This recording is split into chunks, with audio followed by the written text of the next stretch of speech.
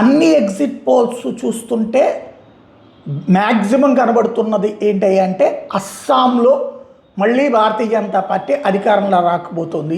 2 సార్లు గెలిచినటువంటి బీజేపీ మూడోసారి కూడా అస్సాంలో గెలవబోతోంది.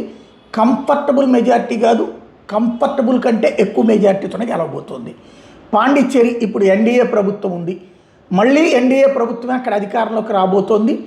అక్కడ ఏదైతే ఏఐఏడిఎంకే అదే డిఎంకే కావచ్చు, మిత్ర కాంగ్రెస్ వీళ్ళందరూ చేసిన ప్రయత్నం సక్సెస్ అయినట్టు కనిపించట్లేదు అన్నది ఈ ఎగ్జిట్ పోల్ సర్వేలు, ప్రీ పోల్ సర్వేలను బట్టి తెలుస్తోంది. ఇక కేరళ వచ్చేటప్పటికి అటు ఇటు ఉంది. కొంతమంది ఎల్డీఎఫ్ గెలుస్తుందని, కొంతమంది యూడీఎఫ్ గెలుస్తుందని. ఇక్కడ కొంత అయోమయం ఉంది ఈ సర్వేల లెక్క చూస్తున్నప్పుడు. మెజార్టీ సర్వేలు ఎల్డీఎఫ్ పోయి యూడీఎఫ్ వస్తుందని, కొంతమంది యూడీఎఫ్ పోయి ఎల్డీఎఫ్ అదే యూడీఎఫ్ రాదు ఎల్డీఎఫ్ కంటిన్యూ అవుతుందని చెప్తున్నారు. 40% ఇటు 60% అటు ఉంది.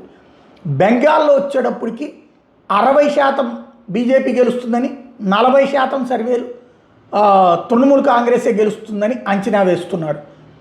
అదే సందర్భంలో తమిళనాడు వచ్చేటప్పటికి దాదాపు 100కి 99% సర్వేలు, లేదా 100కి 100 అనాలేమో, తమిళనాడులో మళ్ళీ డిఎంకే కూటమే రెండవసారి అధికారంలో రాబోతోంది.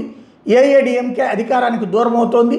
టీవీకే ఏఐఏడిఎంకే ఓట్లని చీల్చిందన్నటువంటి అంచనాలు వేస్తున్నటువంటి పరిస్థితి అయితే ఉంది ఓవరాల్గా అన్ని సర్వేల లెక్కలు చూస్తున్నప్పుడు.